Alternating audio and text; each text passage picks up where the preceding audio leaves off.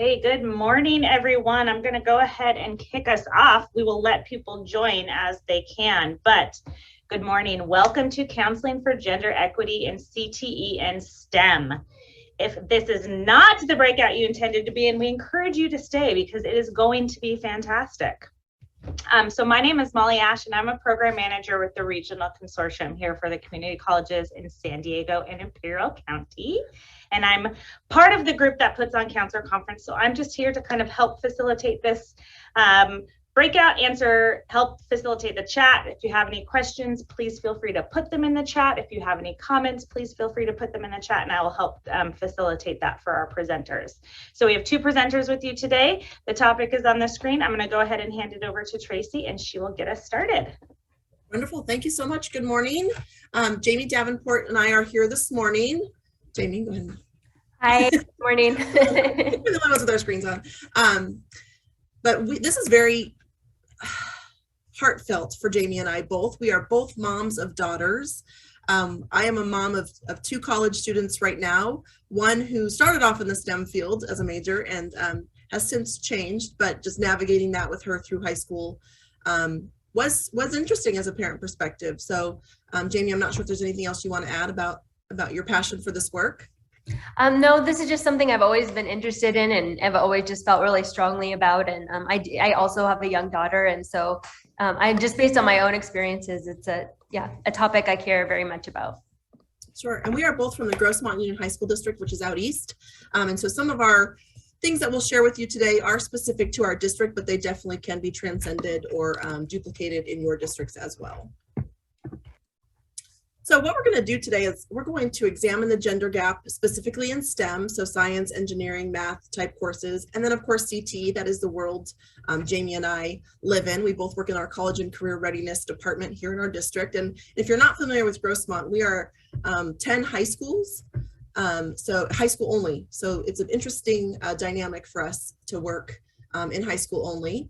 But our hope today is to help you in your role as a school counselor identify ways to increase specifically female enrollment in CTE, but also thinking about male enrollment and maybe some traditional female as well. And we're going to talk about some other things besides gender, but that's really our biggest goal, is to really start thinking about the gender inequities in some of our courses.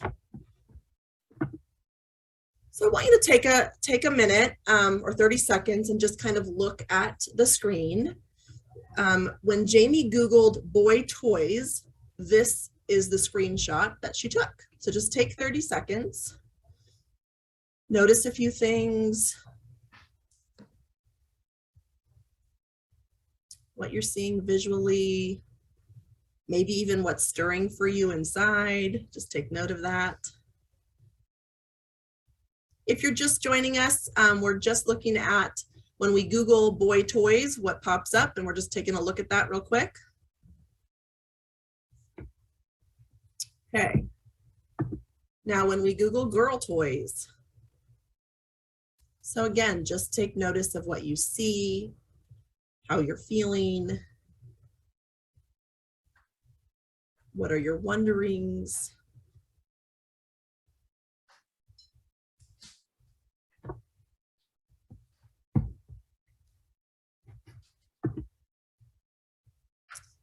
So go ahead in the chat. You're welcome to unmute yourself as well, but if you'd like in the chat, just share with us what are some of your thoughts. What did you see? What are you thinking? What are you feeling?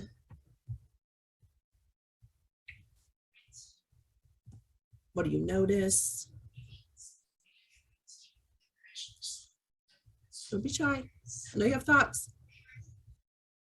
Apparently girls love pink. Yeah, I was going to say, and in the girl toys, it's all what, traditional female roles, right? A lot of kitchens and babies and strollers and yes, what people might think of traditional. And then I was actually excited to see the female child in the boys toy, like, oh yes, they've got a girl in there, but you can see in the caption, it's like, why is my daughter playing with whatever? So it was obviously not a positive sentiment there. I got excited for a second, but. Right? We did the exact same thing. Like, oh no, there is. Oh no, why is my daughter playing with trucks? Caregiving, what a great I said domesticated, but caregiving is a much better word. Boys are more interactive and hands-on, busy, right?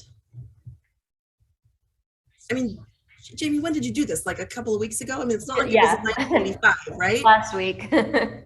Yeah. So clearly, you know, and I actually, after putting this together, was at Target the other day, same thing, right? Going down the aisles, it was like, wow, the packaging and everything. So again, a lot of what today is about awareness and just kind of working through ourselves and understanding where we are. So we're going to use some of these words today, and they're not meant to be negative or to make you feel bad, right? Especially unconscious bias. Like we all have it. We all have it in lots of different ways. And so just taking these words in right now and just realizing that they're not necessarily negative, but they are things we need to be aware of. And so just precursoring you with some of these so that you're not worried later. I promise we're not going to get deep or make you like have any hard feelings, but just being aware that a lot of what we're talking about today, you may not even know you have some of the feelings or the thoughts that you have. And that's really what today's about. I want to share a little video with you all. This afternoon, we're going to draw people doing different jobs. And the first job we're going to draw is a firefighter. Have a think in your head what a firefighter looks like. What's your firefighter called? Mine's called Firefighter Gary. Firefighter Staff. Firefighter Simon. He's big and strong. He's got a big helmet on. That's brilliant, isn't it? Next, we're going to draw a surgeon.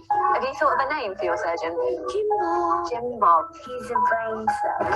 I think he would wear a stethoscope. He gives you medicine. That's his ambulance. Okay, next, we're going to draw a fighter pilot. This is his jet plane. He rescues people. He likes to do stunts in the air and stuff. Okay, now who would like to meet these people for real?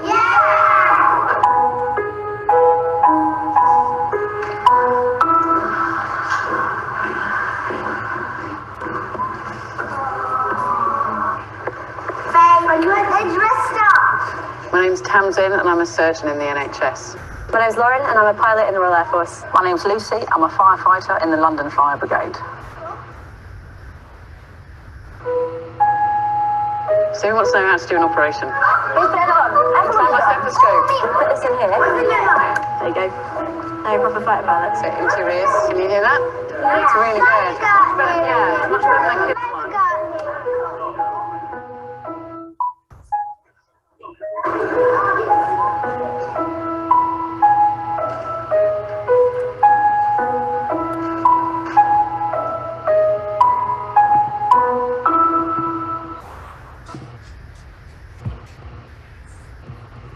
How are we feeling there? You can also put some things in the chat, what you noticed, what you saw.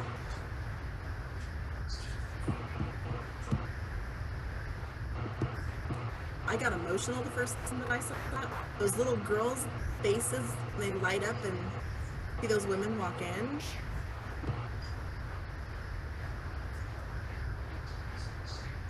I really shy group today, Jamie. Awesome video, yeah. Feel free to, again, you'll have access. Steal it, you stole it. But it just shows you, right, like those students were not prompted, and that these decisions or these ideas are framed when they're 5 to 7. So when we're working in high schools, yes, the dress up comment, like you must be dressed up, right? So when we're working in high school, students come to us and adults already may have these sort of impressions of these roles and careers. So how do we change that, one for our students, but also for the adults that we work with? So Jamie was part of a focus group with one of our high schools who has a very strong engineering program and who is actively recruiting females. And so we wanted to share with you kind of what this looks like at the high school level, because we just showed you elementary age. So let me share this with you.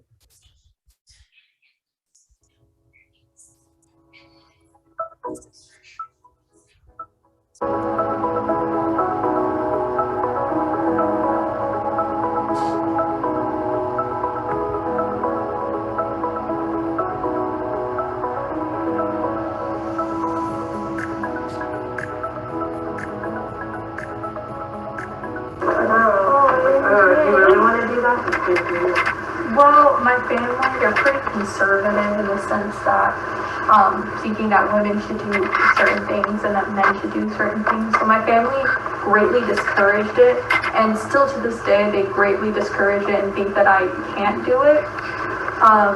But I remember specifically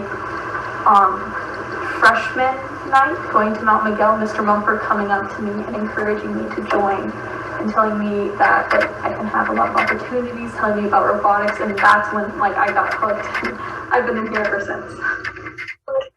So my grandma, she's about like, why would you want to go into engineering? That's just hard labor. What is a robot? But other than that, I could say a lot of people have encouraged me, my cousins, my aunt, my family. That's what I said. Mr. Mumford, my freshman year. So both of them talk about their teacher and how freshman orientation, he was kind of in their face saying you need to come take the course. That one young lady also goes on in the video. We don't have enough time to share today, but that someone in her family told her you can't be pretty working on cars, and just how that stuck with her. So just something, those kinds of things. So certainly in high school. And I will say here at this point, just so I don't forget, even our pathways that have done a lot of recruitment in trying to attract females to some of the STEM fields, we are also now discovering that many of those are white females. And so now we're trying to also understand how to diversify even the females that are joining our pathways.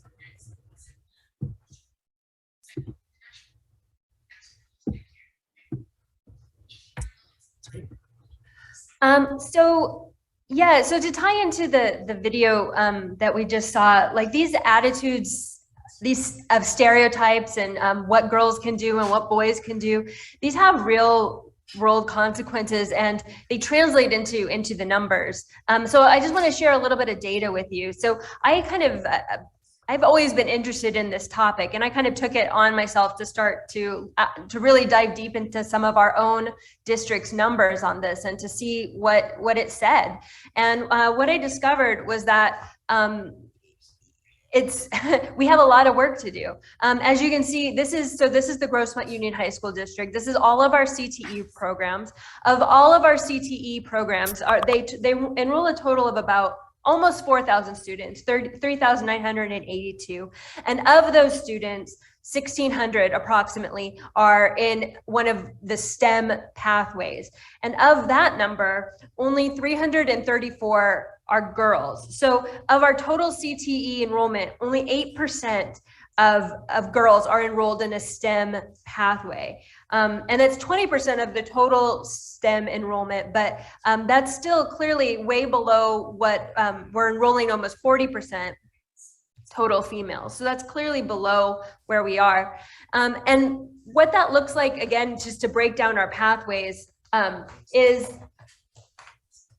sorry, shuffling around here, but in our building construction pathway, is only about 11% female, engineering 28%, and I think the numbers there are a little misleading because there's a wheel program where students take a wedge of engineering, but they I don't think end up enrolling in the pathway many times. But they're counted in our overall enrollment numbers. So I think that number is a little inflated. But 28% engineering, 13%. ICT or information and communication technology, that's like computer programming, 27% manufacturing, and 10% in the transportation industry. And so these numbers represent 4 years of enrollment data. And so over 4 years, we're still, have a long way to go. And if you look at actual girls who are making it into the capstone course, that's the final course in your CTE sequence, the numbers are much smaller. Only 16% of females, only of the total capstone enrollment in these pathways here, only 16% are females. So there's only 65 females who are actually completing STEM pathways here. And so this has a lot of consequences, again, possibly for our dashboard as, you know, CTE pathway completion is one of the criteria, one of the measurements that on the dashboard, that's one of the things that helps to designate a student as prepared. So, you know, getting our female numbers up there gives them another avenue towards being prepared, you know, graduates. But more than that, these numbers have consequences for our young women in terms of their future earning and their ability to support themselves and their families. So what we're seeing in the high school translates into what's going on in the college, and then from there, what's going on in the workforce. So only 25% of enrollment at the college level is women, and 23% at the post-secondary, or excuse me, 25% at the secondary level, so that would be high school, and then 23% at the post-secondary level. And so only currently 27, 28% of the STEM workforce is female, which is, you know, way below where it should be. And while we've made progress, certainly that's higher than it was 10, 15 years ago, it's still not enough. And the reason that that's so important is that the STEM fields are where the money is and where the security is. And so we really want to get our girls into those areas. So as you can see here, this is women and male employment across occupations. Based on skill level. So women have roughly achieved parity in terms of occupying higher and high skilled jobs. Those are the jobs that require either a college degree or a graduate level degree, so a lot of training. So that's great, but that doesn't necessarily mean that women are working in the same industries, and it doesn't necessarily mean that they're being paid the same wages.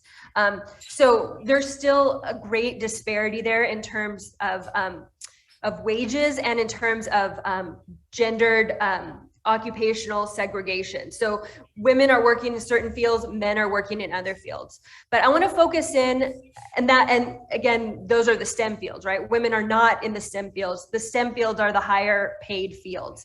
I want to focus in on the middle skilled jobs because that is where the majority of the female workforce is. So we can go ahead and 43% of the female labor force, in fact, are working in middle skill jobs. So middle skill jobs are jobs that require less than a college degree, but they do require something, an AA, a certification, something like that, some additional training. 55% of middle skill workers are women. So women are the majority of these types of workers. But if you break that down based on the wages that they're earning, 83% of workers in occupations that pay less than $30,000 a year, middle skill occupations, are women. Whereas women only occupy 36% of the jobs that pay more, right? The higher paid middle skill occupations. And as you might guess, that breaks down again along occupations. The occupations, these are completely segregated by gender, right? The occupations that pay more are the STEM occupations, the IT, transportation, manufacturing, construction, all those jobs, those are those jobs and the STEM jobs, while the lower paid middle school jobs, you might think in terms of something along home health care aides and daycare workers, things like that. That's where most of the women are working, but they're not making any money. They're making not enough money to support themselves. In fact, they make only 66% for every dollar that a man makes in a middle skill job occupation. And again, these are jobs that require the same level of training and skill around approximately, right? You can go ahead and go on. And again, I just want to mention, one other point is that this is super important in terms of economics because women are the primary breadwinners in 50% of households, the primary or co-breadwinner in 50% of households. And women are 1 in 4 Hispanic women and close to 1 in 5 Black women work full-time and earn less than $400 a year. And they're working in these low-paid middle-skilled jobs. So this has real-life economic consequences. And so the conclusion that we need to draw here is that women need better access to well-paying, family-sustaining, middle-skilled jobs in these STEM fields, these good-paying middle-skill jobs. And this is the San Diego and Imperial County Strong Workforce has identified 11 priority sectors, and these are a few of them, and almost all of them, touch on STEM.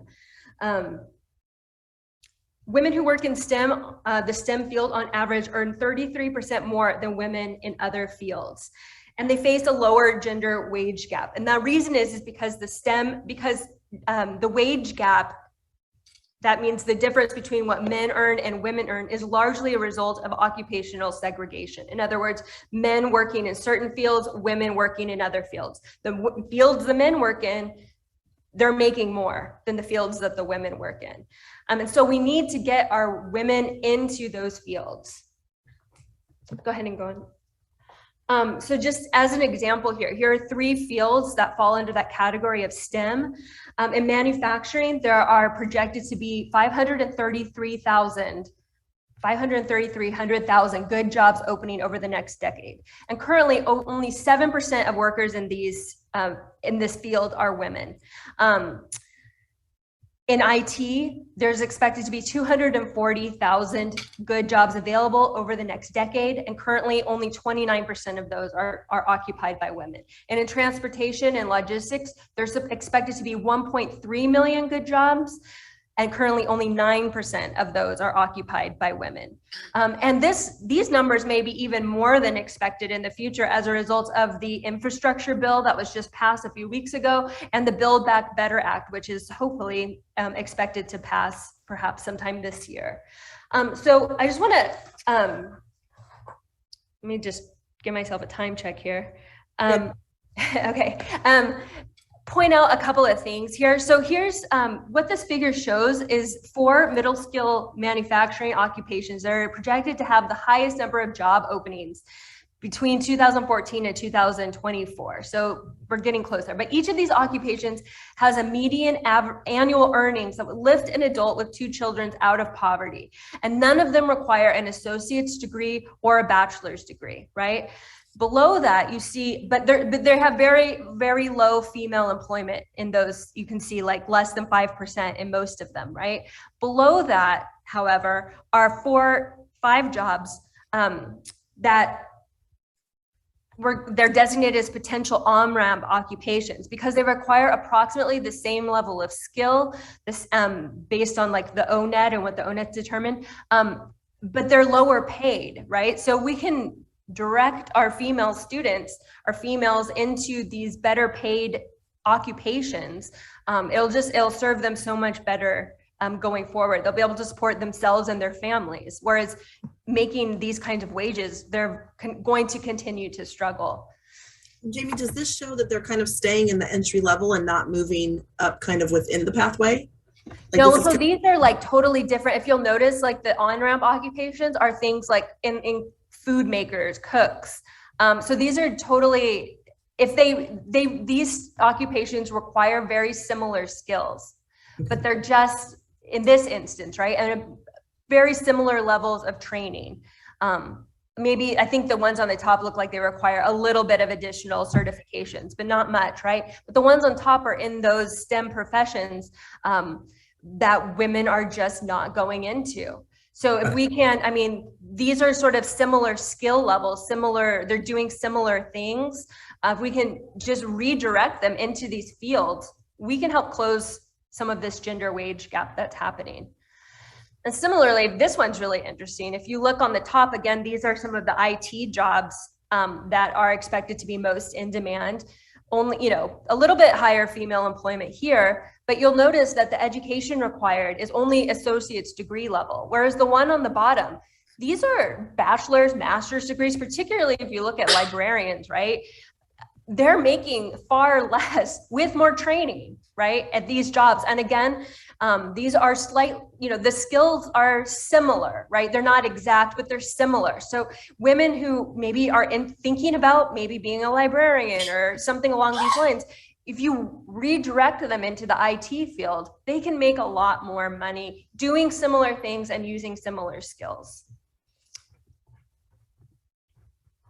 So this is what our goal needs to be as educators and as counselors here, is that we must increase female enrollment in CTE and STEM pathways in order to better pipeline women into these high demand, high wage, middle skill occupations and the higher skill occupations as well, right? The STEM fields, because that's where the money is.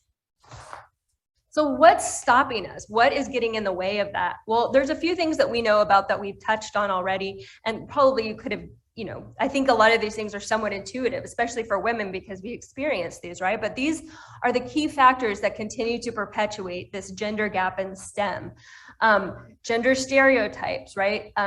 STEM fields are often viewed as more masculine, as more, you know, those are boy jobs. And parents, teachers naturally underestimate the mathematic ability of women. So, oh, girls just aren't good at math, that kind of thing, right? Because these fields have been so male dominated for so long, I mean, there is a certain culture that has grown up in these fields, right? People may work really long hours. There may be not a lot of flexibility, which can turn a lot of women off, right? Because women, because of families and so on, usually like more flexibility, or they need different, you know, they have different needs than many men. And these male dominated cultures can often work to perpetuate, you know, keeping women out, right? They're intimidating. They're, you know, I don't want to go into this field when I, you know, have to work this many hours with no, you know, so these male dominated cultures perpetuate inflexibility, exclusion, and they're not supportive or attractive to women and minorities.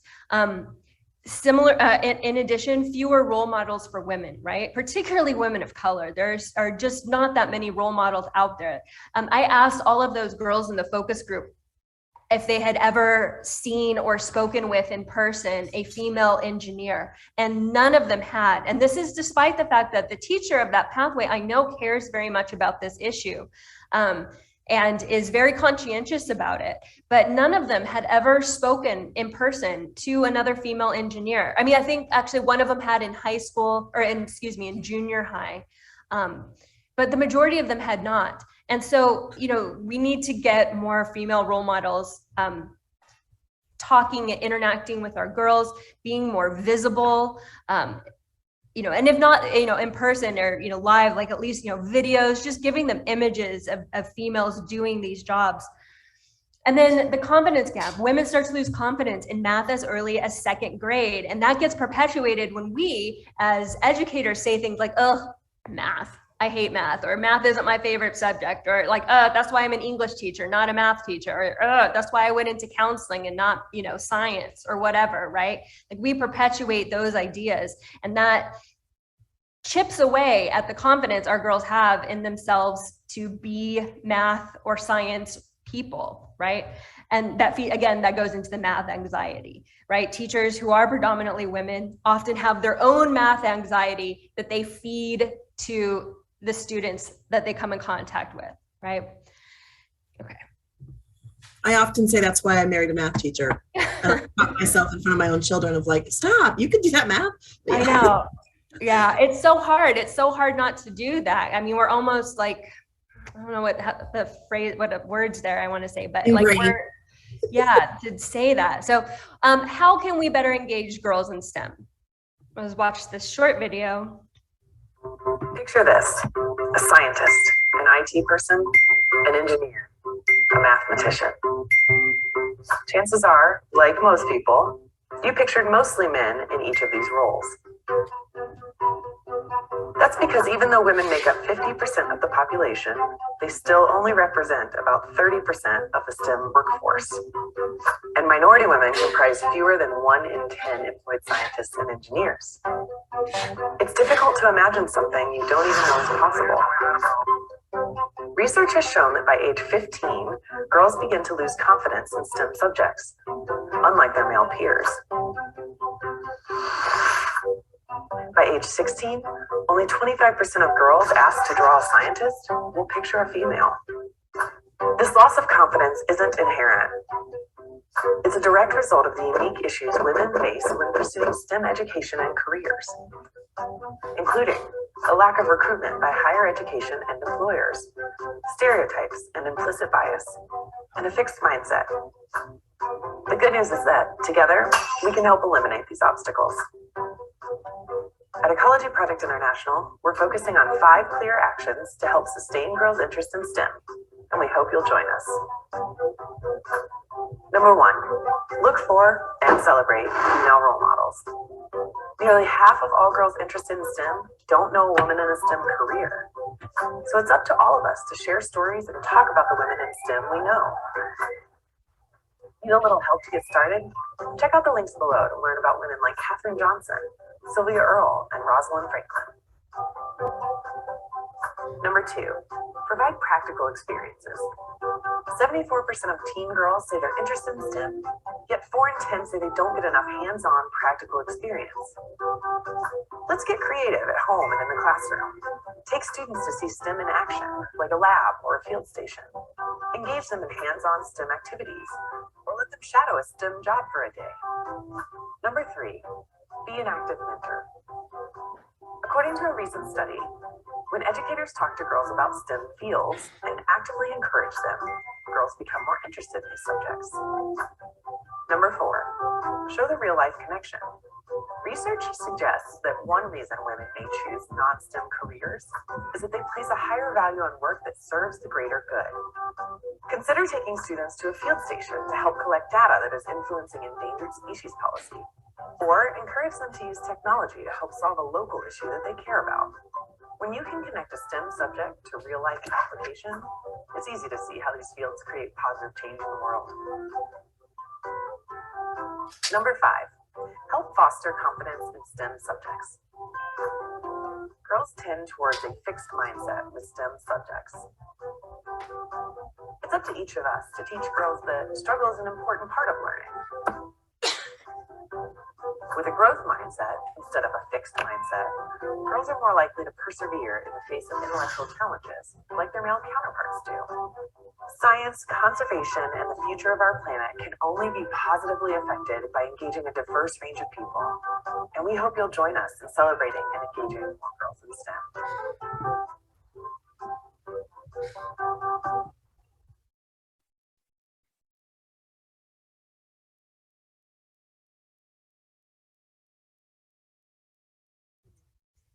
Sorry, I muted myself. This is where I want to just review really quickly what was said in the video. These were the tips that they gave. And these are really things I think that all of us can do as educators, as parents, even as just, people who come in contact with young ladies all, day to day. But this is also really where I want to really draw your attention to the value of career and technical education, because CTE pathways do an amazing job at all of these things, or at least they can, right? I hope that they're doing these things, right? CTE pathways are amazing at showing real life connections, providing those practical experiences, potentially giving them contact with those female role models. And so this is where, again, I want to connecting CTE and STEM together. If you're looking, as a counselor, directing your young ladies into these pathways, is a really powerful thing that you can do. We're going to skip this next video just in the interest of time, but if you get a chance to go back and watch it, it's really good. It's only like a minute and a half, but it's encouraging young women going into the STEM field. So if you need a video to share with students, this is a good one. But let's talk about women are hugely underrepresented. Let's talk about you as counselors and what you can do. Now that we've kind of given you all the data and all the information, okay, what does that mean for you and your role? Because we've talked a lot about teachers. So basically just even understanding some of that data, right? And understanding labor market research and the pipeline and the workforce and how many women are not excelling or getting past kind of those hurdles, which aren't really hurdles, because we saw in one of those, like the education was even less in the higher paid jobs.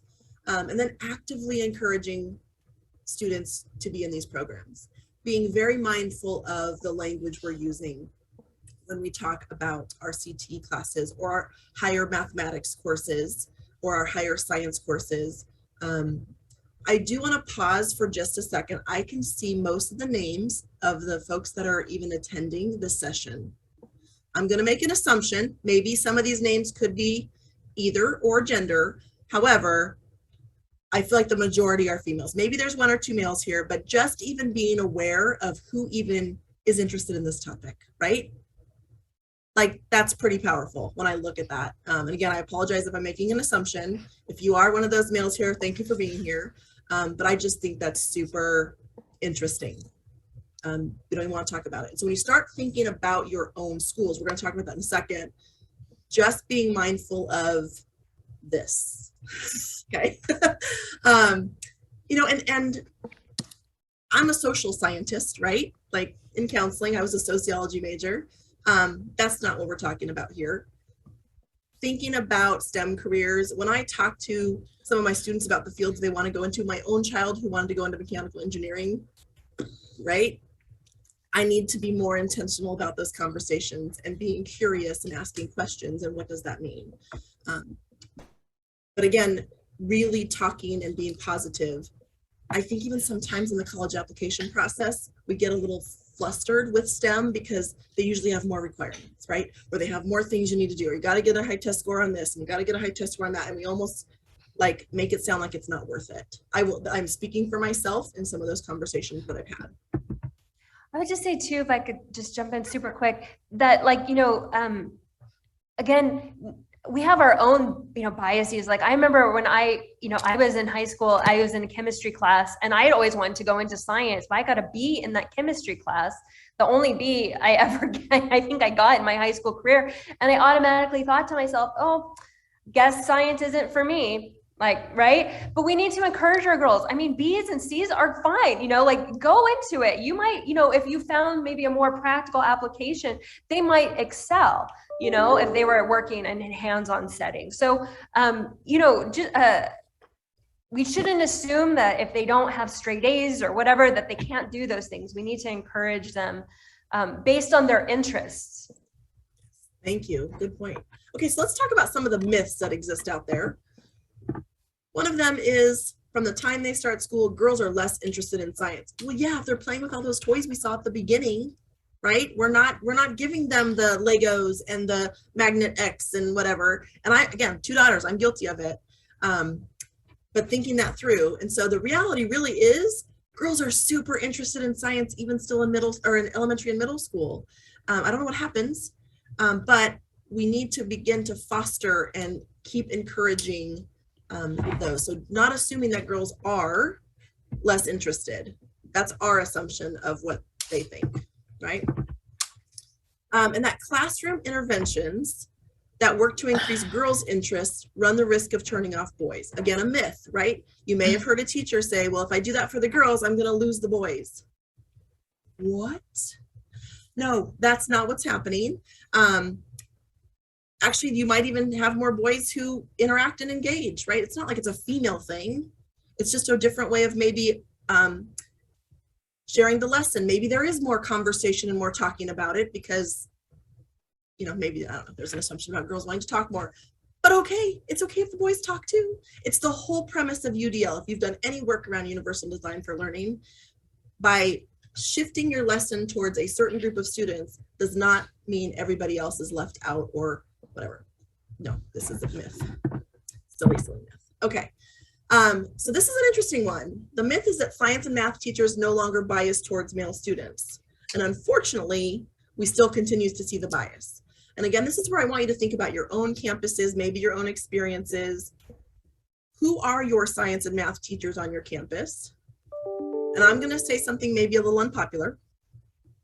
When I think about my female math and science teachers, they weren't my favorite. I don't know why, and maybe it's because they pushed me, right? And maybe the struggle was real. And it was a course that I got a B in, so I equated my B that I didn't like the teacher. Doesn't mean they were bad people or doing bad things, but I'm just wondering if you're hearing students say things like, oh, I don't like them. Yeah, because they're pushing you past a comfort level that maybe, you know, and maybe there's a stereotype about the engagement of the math and science teams, right? But we need to work to cultivate a very positive experience and maybe push back on a student when they share that. Like, what is it about that you don't like? Is it because they're challenging you? Like that's an okay thing, right? I just want to point out too that female teachers, just because of a teacher in math or science is female, which is awesome, but that doesn't mean that they don't also have biases, right? They very much could have biases. Like, you know, Tracy's just now going to talk about this Harvard test, but like I took this test, this implicit association test, and I came out as having strong biases against the association of the gender, you know, women at home, men at work, you know? So it doesn't, being a female math or science teacher doesn't equate to having less bias, right? We shouldn't assume that. Like all teachers need to take deliberate steps to recognize their bias and make sure that they're giving equal attention to all students. Great point. Okay, so Jamie mentioned, again, you're not going to take it while you're with us today, but if you've ever have any interest about your own implicit bias, there's lots of different subcategories you can take of this assessment, but the one we are recommending, of course, is the gender career implicit association test. You know, understanding that the danger of stereotype threat is what we're seeing, right? Like girls tending to underestimate their abilities. There's that whole getting a B, dropping out. That's a fixed mindset. How do we shift students and how do we shift adult to a growth mindset? We all can learn. We all can continue to, especially if they're passionate about it or it's something they're interested in.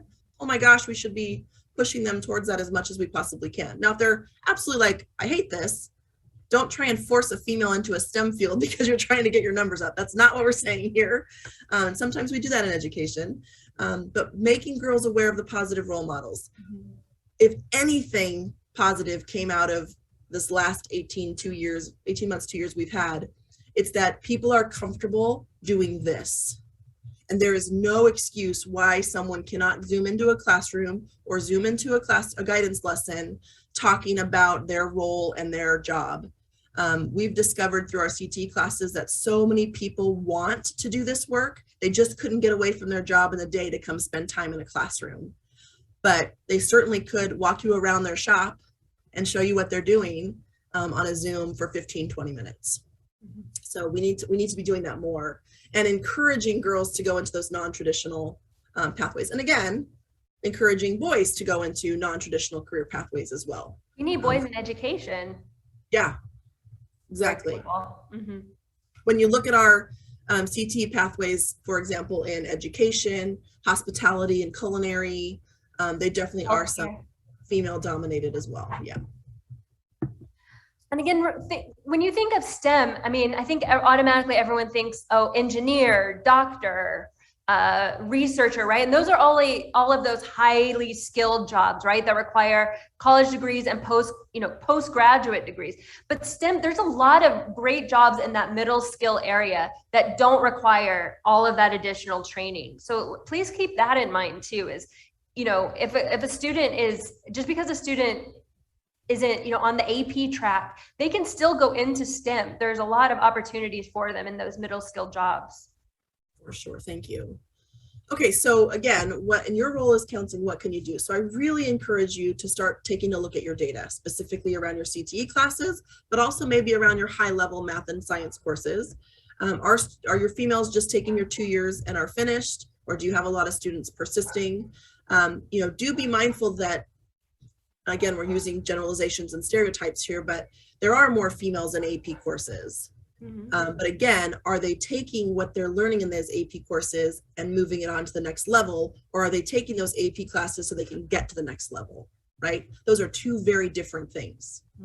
And so how do we encourage them in those AP science classes to pursue a career if they're interested? So again, looking at your own data, kind of like we started to do, and again, not just gender, but really looking at which females are, if you're looking like, oh, we're good, we've got like 10 females in this engineering class, okay, but then dive a little deeper into that, right? Start looking at your English language learners, start looking at students with disabilities, do the male and female ratios match in those capacities. And then how can you begin to make changes at your conversation? You obviously cannot do this alone. Yes, there's a lot of self-reflection and wondering about the way maybe we're speaking to students or how we're encouraging them. But start thinking about like your master schedules. Are they built to support females is that AP science class and your CTE class at the same time. And so female students have to decide those kinds of things. And then, maybe have a group.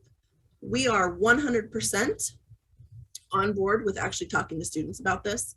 We can make assumptions all day long and maybe have a plan and have an idea, but that focus group, that Jamie held definitely validated some of our assumptions, but I think we also heard some other things that maybe we weren't aware of. And so, definitely figuring out how to have conversations.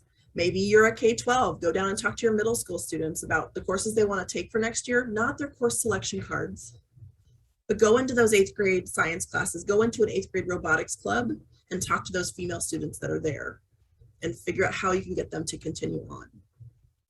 The other thing that I'm a huge proponent of is helping students figure this out for themselves.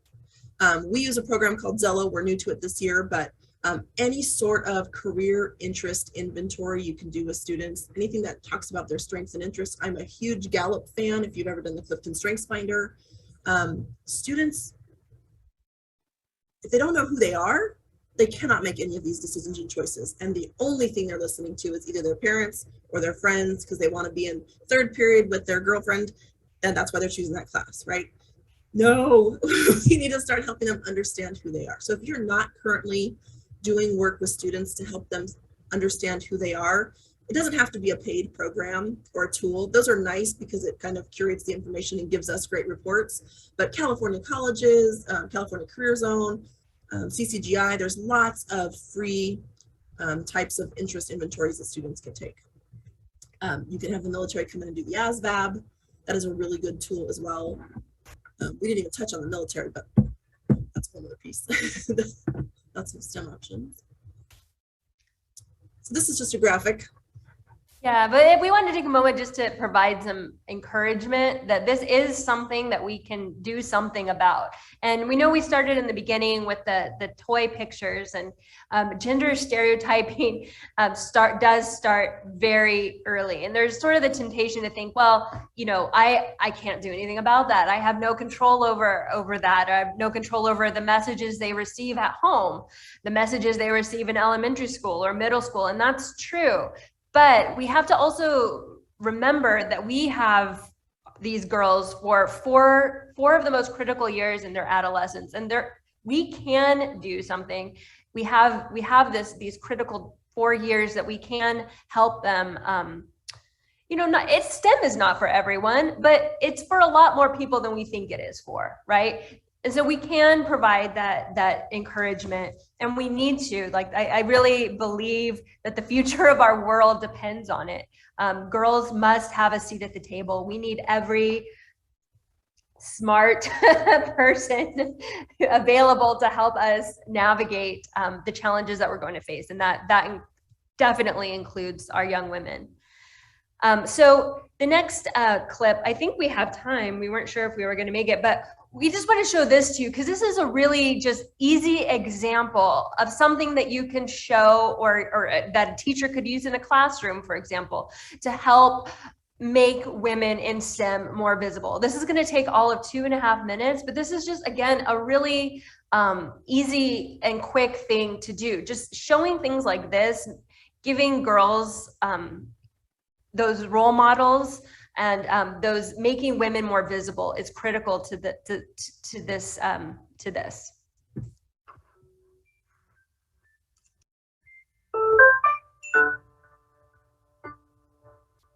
I grew up in the 60s.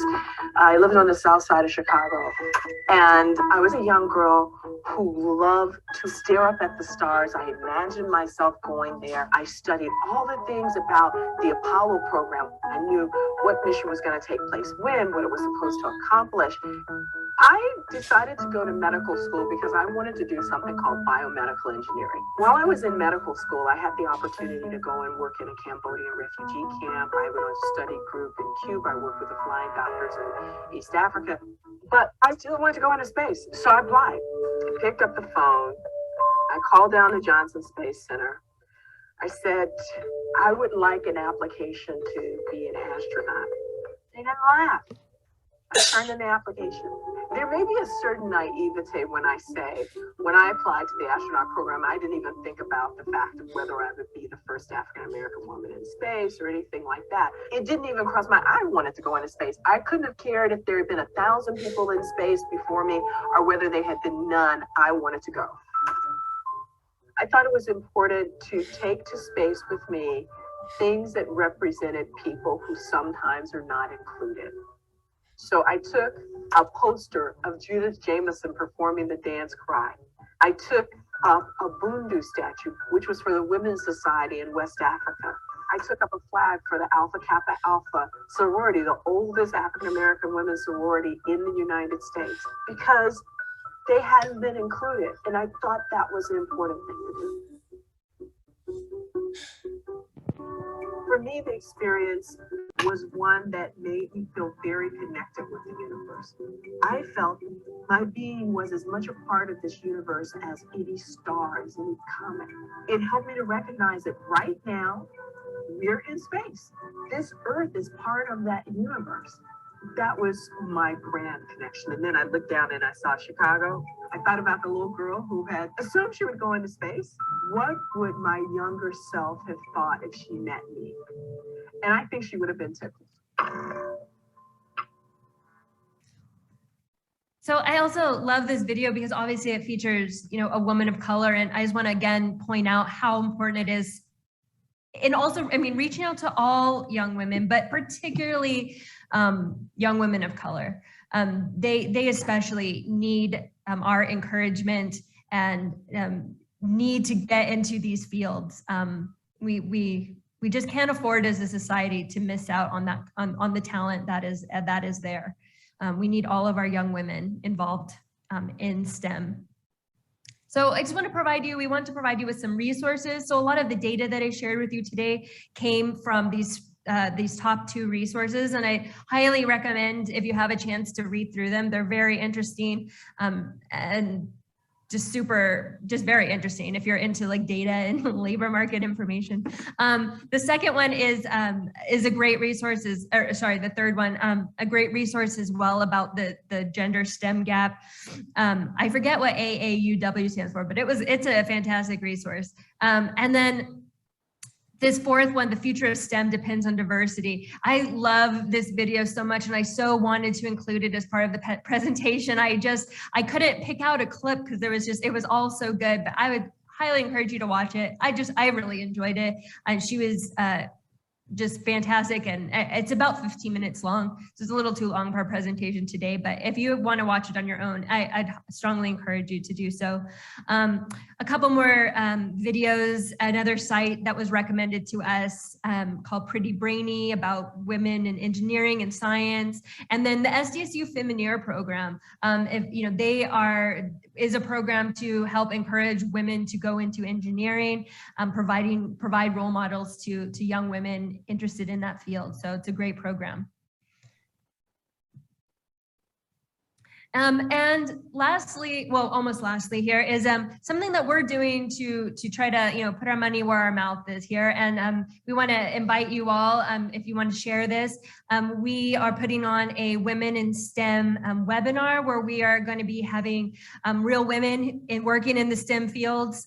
We have a keynote speaker, and we're going to have a panel discussion. I hope the poster's not misleading. Mae Jemison is not going to be there, but I love her, and we are going to trying to get, I have someone from cybersecurity, a couple of engineers. I'm trying to get someone who's working in construction, our keynote speaker is in biotech. And so I think it's a great opportunity. Please share this with your students. This is really designed for students, for those young women who have never talked to a STEM professional, who have never met a STEM professional. This is for them. So please feel free to share this with your schools and your young ladies and young men. Absolutely.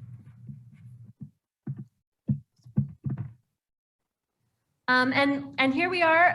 We're happy to take any questions or comments or feedback. If anyone wants to share best practices of things that you are already doing, we'd love to hear from you. If you want to pop comments in the chat, that would be amazing as well. Or questions, that would be great as well. Otherwise, I think that is about concludes. We actually ended early. I thought we were running out on time, but it's so hard to figure out to stay on track, but I'd rather end early so we can talk about things. So if anyone has questions or comments, again, please feel free to unmute yourself if you'd like, and or put something in the chat. And then if not, then we just want to wish you a happy Thursday, and we hope you enjoy the rest of your day and the rest of your time at the counselor conference. And thank you so much for coming to our breakout room here.